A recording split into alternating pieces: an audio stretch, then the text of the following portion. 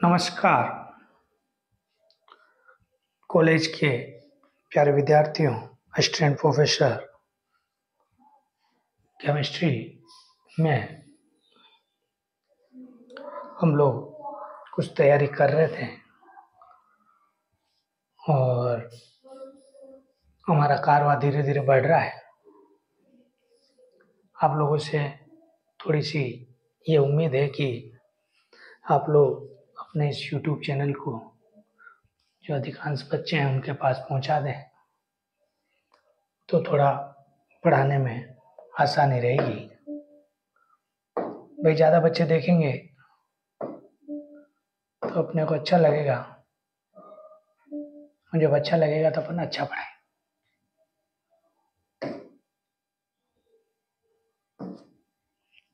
अब जो अपना टॉपिक है आज, वो है, लगभग आज खत्म कर देंगे, देखते हैं क्या क्या होता है। डिकमान कंडेंसेशन।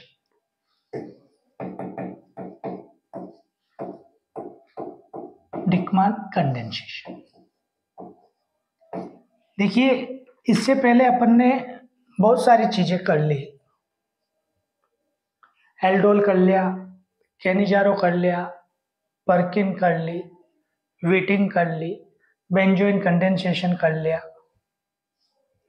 आज जो हमारा टॉपिक है वो डिकमान कंडेंसेशन है। आज जो अपना टॉपिक है वो कौन सा कंडेंसेशन है? डिकमान कंडेंसेशन है। ये ऑटो गलत ले लेता है कई बार। तो डिकमान कंडेंसेशन में एस्टर होगा। कौन सा एस्टर? Die ester. देखो मैंने आपको पहले भी कहा था कि हम लोग जो पढ़ रहे हैं वो उस पॉइंट ऑफ व्यू से पढ़ रहे हैं कि सीधा आपको सवाल सही हो जाए। तो डाई एस्टर होगा और कोई बेस होगा। वैसे डिकमान भाई साहब ने तो यही कहा था कि इसका बीटा कीटो एस्टर बनना चाहिए।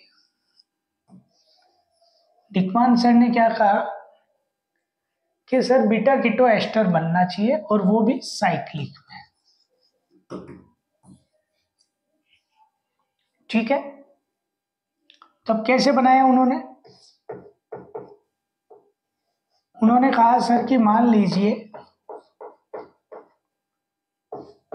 ये आपके पास कोई डाई एस्टर मॉलिक्यूल है। क्लियर? इसकी रिएक्शन करवाई इन्होंने।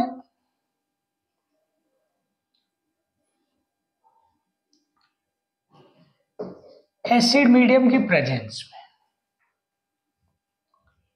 और जो प्रोडक्ट बनाया 1 2 3 4,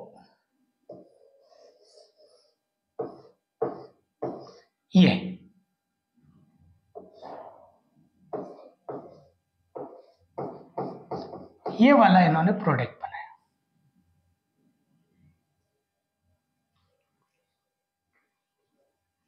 ये थोड़ा दूर बना दिया आपने,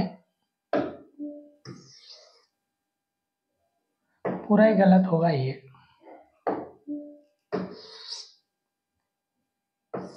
इसका जो प्रोडक्ट बनेगा वो जो हमने बोला वही बनेगा, बस बनने का जो तरीका है वो ये होगा। बीटा कीटो एस्टर, ये मान लीजिए पूरा फंक्शनल ग्रुप है, ये अल्फा और ये बीटा। ये डिकमान कंडेंसेशन है। बस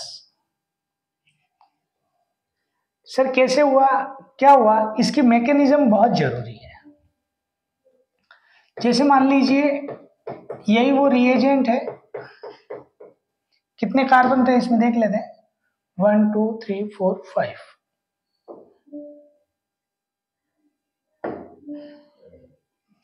1 2 3 4।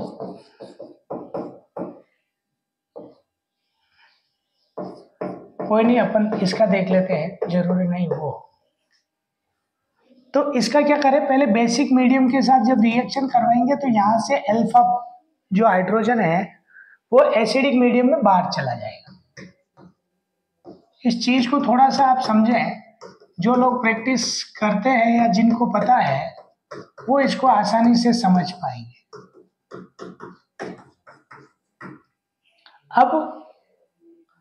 अब ये भाई साहब यहाँ अटैक कर देंगे, न्यूक्लियोफिलिक एडिशन रिएक्शन। अपना इतना सिंपल कंसेप्ट है, डायरेक्ट समझाते हैं, कोशिश करते हैं बच्चे को पूरी चीज एक साथ समझ में आ जाए।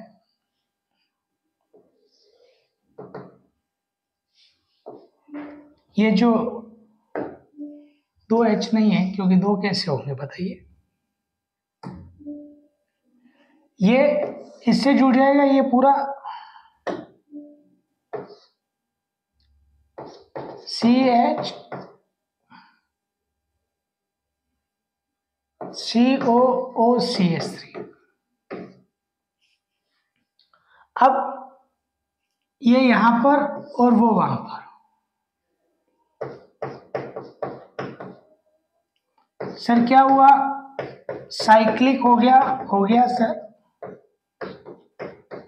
और ये वही प्रोडक्ट बना जो आपने देखा था, फंक्शनल ग्रुप अल्फा और बीटा। ये मैकेनिज्म है। सर हम नहीं समझे, आप दूसरी स्लाइड में समझेंगे। डिकमान कंडेंसेशन अपने आप में एक शानदार रिएक्टेंट और रिएक्शन है।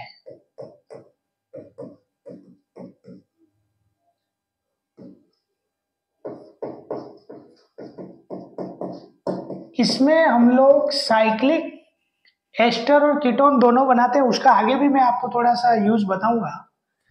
जैसे मान लीजिए ये एक रिएक्टेंट दिया हुआ है, आरपीसी पूछती है ऐसे सवाल, तो यहाँ से आप अल्फा हाइड्रोजन वहां से भी बना सकते हो, यहाँ से भी बना सकते हो। यहाँ से इसलिए बना रहे कि आपको थोड़ा समझ में आ जाए। तो ये क्या हो जाएगा, CH2 COO CH3 then CH2, और ये हो गया आपका न्यूक्लियोफाइल, और ये हो जाएगा CH3।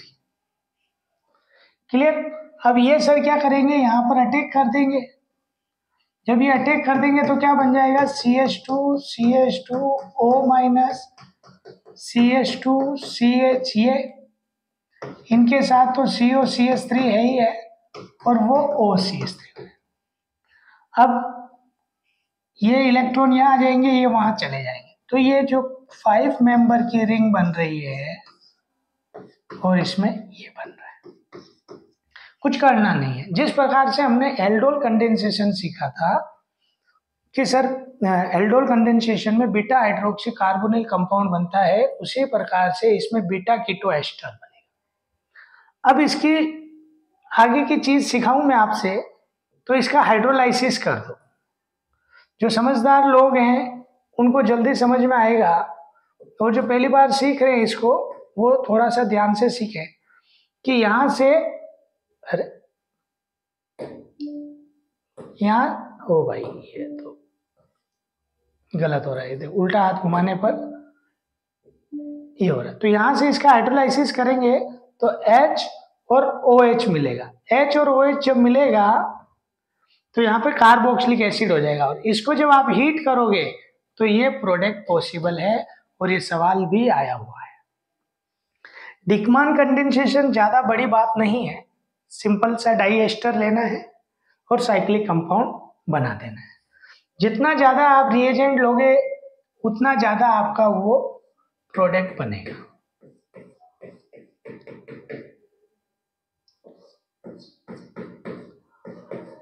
इसका बनाना घर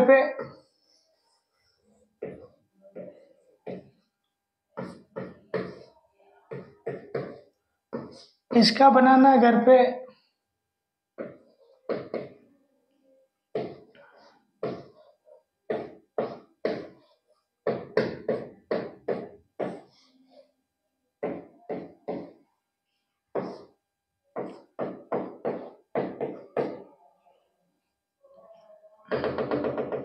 अच्छा सवाल बनाते हैं।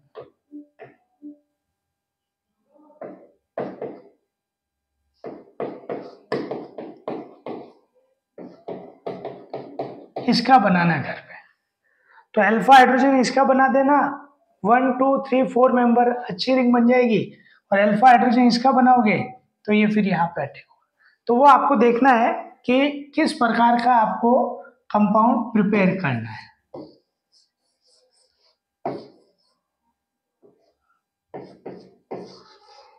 जैसा आपको उचित लगे उनसे आप ये बना सकते हो, बेसिक मीडियम में रिएक्शन। तो ये हमारे डिकमान कंडेंसेशन है। डिकमान कंडेंसेशन को फाइनली एक बार और बता देता हूं कि डाई एस्टर लेना है, एन मॉलिक्यूल ले लीजिए भले,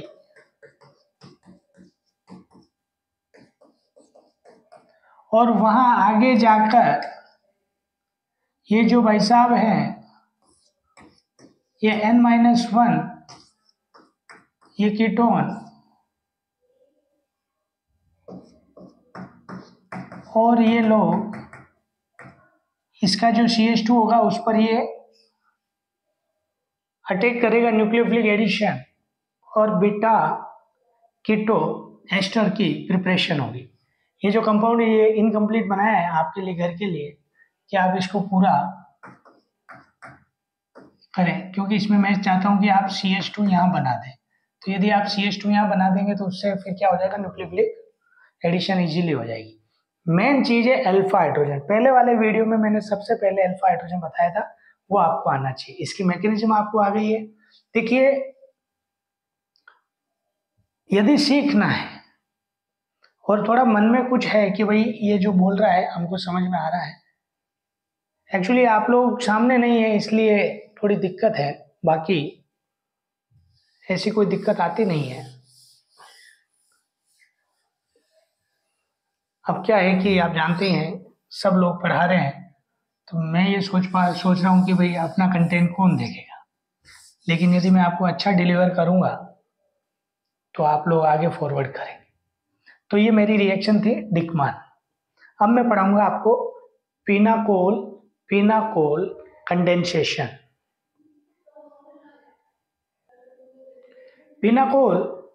पिनाकोलेन जो रिएक्शन है ये एक तरह का रीअरेंजमेंट है। आपने कभी एक चीज सीखी होगी, यदि दोनों चीजें एक पे ही लगी हुई हो तो उसको आप लोग जेम कहते हो। पढ़ाते भी हो आप लोग एलो एल्केन में बच्चों को, तो उसको अपन जेम कहते हैं। और आसपास लगी हो तो उसको आप लोग फिशनल कहते हैं। ठीक है, अब जेम और विशनल सीखने के बाद मैं आपको बता दूं कि यदि कोई vicinal diol, if any organic molecule which have a visional condition of alcohol, it form the aldehyde or ketone in presence of acidic medium and eliminate the water. This reaction is called pinacolen rearrangement. जो line बोल रहा हूं, आजकल RPSC बहुत अलग तरह के सवाल पूछने लग गई। पहले तो ऐसे आता था और बच्चा सीधा पिनाकोलेन कर देता था। अब वो पूछती है कि पिनाकोलेन जेम डाई एल्कोहल में होता है, विशनल डाई एल्कोहल में होता है, पिनाकोलेन रिएक्शन बेसिक मीडियम में होती है, एसिड मीडियम में होती है, इसमें वाटर जाता है, एल्डिहाइड कीटोन नहीं बनता है।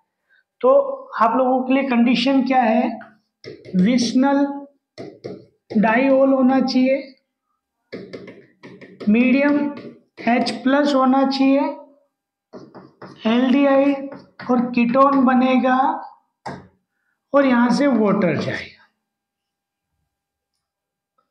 ये आपका पिनाकोलेन रीअरेंजमेंट है। इसकी मैकेनिज्म मैं आपको सिखा देता हूं। 10 सवाल आएंगे आपके इस रिएक्शन और रिएक्शन मैकेनिज्म से। ज़्यादा टफ रिएक्शन मैकेनिज्म नहीं है, सिंपल सा है, बेसिक कंसेप्ट है।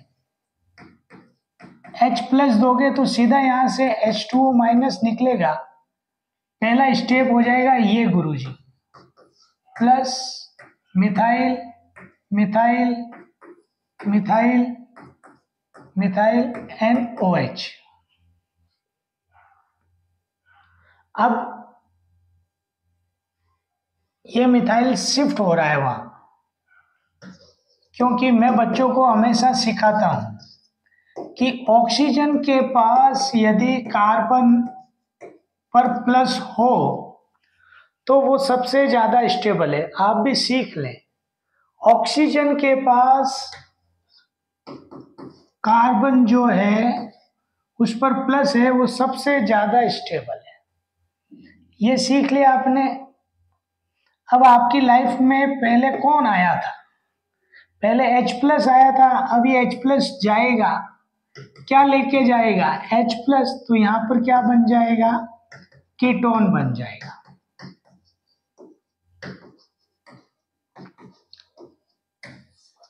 ये चीज है, इसी का ही नाम है पिनाकोल पिनाकोलेन रीअरेंजमेंट। देखिए बच्चों, कई बार समस्या आती है और बच्चा इसको गलत करता है। गलत क्या करता है मैं आपको बता दूं। पहली बात तो कि ये ऑक्सीजन है ये यहीं का ही रहता है। दूसरा, हाइड्रोजन शिफ्टिंग होगी या मिथाइल शिफ्टिंग होगी, वो मेन इंपॉर्टेंट चीज होती है। तो इसमें टर्शरी एल्काइल ग्रुप पहले जाता है, फिर सेकेंडरी जाता है, फिर प्राइमरी जाता है और फिर मिथाइल शिफ्ट। ये शिफ्टिंग का ऑर्डर है। अभी मैं आपके सामने 2-4 और एग्जांपल पेश करूंगा जिसमें आप लोग मिथाइल शिफ्टिंग सीखेंगे। देखिए, यदि सारे फेनिल है तब तो किसी बात की दिक्कत ही नहीं है। सारे फेनिल है तब तो किसी बात की दिक्कत ही नहीं है, सीधा आप बना देंगे तीनों फेनिल एक पे, सवाल इनमें से बनेगा। ये पिनाकोल पिनाकोलेन रीअरेंजमेंट। दिक्कत तब आती है जब ये दिया हुआ हो,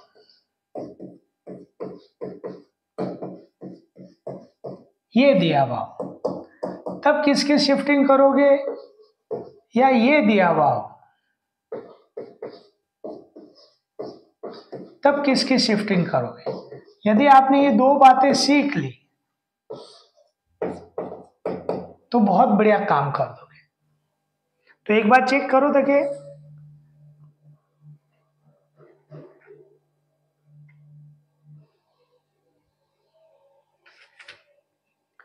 एक्चुअली ये बंद हो जाता है मेरा माइक, इसलिए देखना पड़ता है। उधर क्लास में लगाया हुआ ये कि भाई चल रहा है। तो यदि ऐसी कंडीशन हो तो मिथाइल शिफ्ट होगी फॉर स्टेबल कार्बोकेटायन, और ऐसी कंडीशन हो जिसमें एक एक पर मिथाइल जुड़ा हुआ है। एक एक पे क्या जुड़ा हुआ है? मिथाइल जुड़ा हुआ है।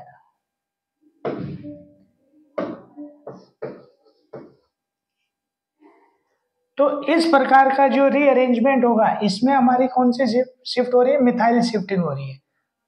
मिथाइल शिफ्टिंग में क्या होगा सर? ये बनेगा, सीधा आप लोग बना दीजिए, कोई टेंशन नहीं है। और इसमें आपकी फेनिल शिफ्ट होगी। क्या शिफ्ट होगी सर? फेनिल शिफ्ट होगी। प्रोडक्ट दोनों का लगभग एक जैसा ही बन रहा है।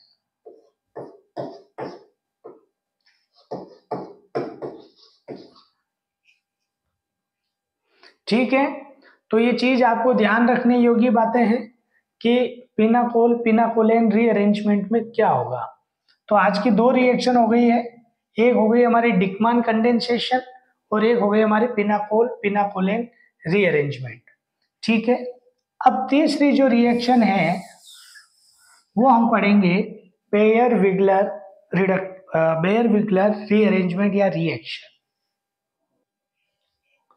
तो अब आगे का टॉपिक है अपना बेयर विगलर ऑक्सीडेशन। टॉपिक क्या है बेटा? बेयर विगलर ऑक्सीडेशन। बहुत सिंपल टॉपिक है। ये कौन है? कीटोन। ये कौन है? कीटोन। ये कौन है? कीटोन। जितने भी कीटोन हैं आपकी दुनिया में, जितने भी, वो सारे के सारे पेरोक्साइड की प्रेजेंस में, एक पेरोक्साइड की प्रेजेंस में, दो मेटाक्लोरोपरबेंजोइक एसिड। ये बहुत शानदार है, बार बार लिखा हुआ था, बच्चा कंफ्यूज होता है ये क्या है। MCPB, meta-chloroperbenzoic acid.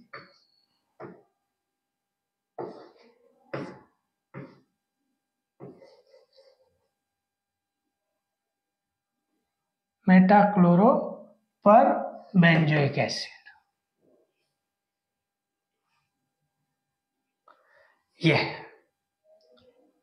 और भी बहुत सारे पेरोक्साइड हो सकते हैं। आपकी लाइफ में जितने आपको पेरोक्साइड लगते हैं वो सारे पेरोक्साइड इस रिएक्शन में काम में आ सकते हैं। सारे कीटोन और पेरोक्साइड। सबसे इफेक्टिव पेरोक्साइड कौन सा? सबसे इफेक्टिव पेरोक्साइड कौन सा?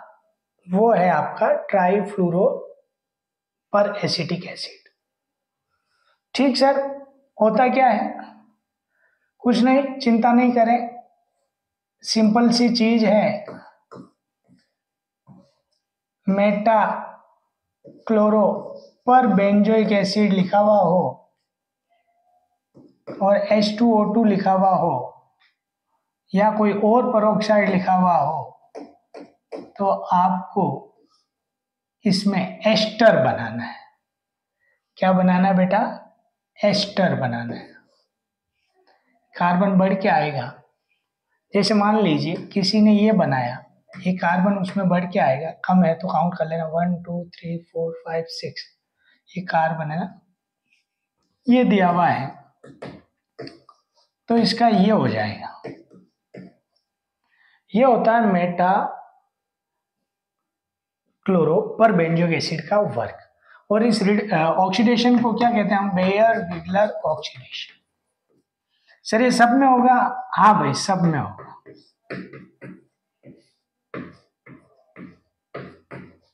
सब में होगा। अब प्रशांत ने पूछा कि सर हमें कैसे पता चलेगा किस ओर लगाना है? भाई ये ग्रुप जो है वो किस ओर लगाना है? तो मान लीजिए, ये अच्छा सवाल बता रहा हूं मैं आपको रियली। जैसे ये लिखा हुआ है तो इसमें तो किसी के ओर भी लगा दीजिए, कोई फर्क नहीं पड़ेगा, कोई फर्क नहीं पड़ेगा। ये 6 कार्बन की है टोटल बेंजीन, कोई फर्क बनाए देते ना पूरा, कोई फर्क नहीं पड़ेगा। लेकिन प्यारे आपके ये दिया हुआ है तो फर्क पड़ेगा, तो फर्क पड़ेगा। क्या दिया हुआ है? NO2 दिया हुआ है, या फिर ये दिया हुआ है OCH3। तो ध्यान रखना बेटा, इसमें बेयर विगलर उस तरफ होगा जिस तरफ -I नहीं हो, -M नहीं हो, यानी कि इस बेंजीन में। ये ट्रिक है बेयर विगलर की। सवाल आ जाएगा और फिर कहोगे कि सर क्या कंसेप्ट था इसमें। इसमें उस तरफ होगा जिस तरफ क्या हो इस कीटोन का उस तरफ होगा जिस तरफ क्या दिया हुआ होगा बेटा,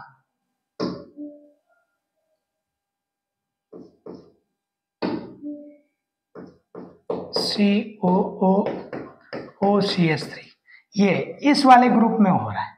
यानी कि आप जो समझ रहे हो वो ये समझ रहे हो कि यदि कोई दो बेंजीन रिंग एक साथ दी हुई हो तो हमें किस तरफ वाले में ऑक्सीजन इंट्रोड्यूस करना है, तो वो ये है। जैसे मान लीजिए ये दिया हुआ है, मान लीजिए इसमें दिया हुआ है OCH3 और इसमें दिया हुआ बेटा NO2, तो किस में इंट्रोड्यूस करोगे, OCH3 वाली रिंग में हम लोग इसको इंट्रोड्यूस करेंगे। This is Baeyer Villiger oxidation, Baeyer Villiger oxidation.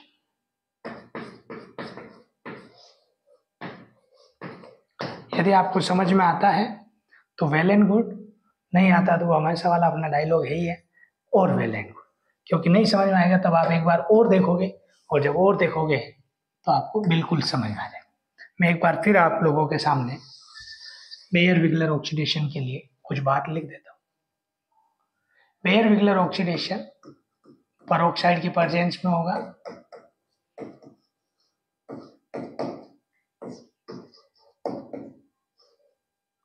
Meta-chloroperbenzoic acid की प्रेजेंस में होगा, और सारे कीटोन देगा, और इसमें ऑक्सीडेशन से एस्टर बनेगा। क्या बनेगा सर, एस्टर बनेगा।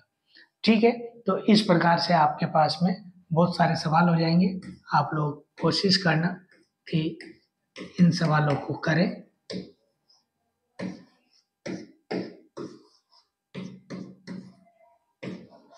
बेयर-विगलर ऑक्सीडेशन यदि आप कर लेते हैं तो मैसेज करके मुझे बताएं।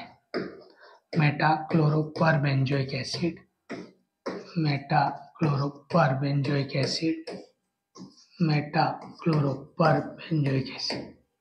तो थोड़ा सा आप लोग सब्सक्राइब करवाओगे चैनल को, और कोशिश करेंगे अपन आरपीएससी के सारे पेपर जो मोस्ट इम्पोर्टेंट टॉपिक्स हैं वो हो जाए। अब थोड़े दिन में मैं एक PDF डाउनलोड कर ली, उसमें काम कर रहे हैं। जितने भी आरपीएससी के पेपर आए हुए हैं केमिस्ट्री के, वो भी लाइन बाय लाइन आपको सॉल्व करवाएंगे। तो ये हमारा हो गया है बेयर-विगलर ऑक्सीडेशन। अब अपना अगला टॉपिक है हॉफमान रीअरेंजमेंट। टॉपिक का नाम है हॉफमान रीअरेंजमेंट।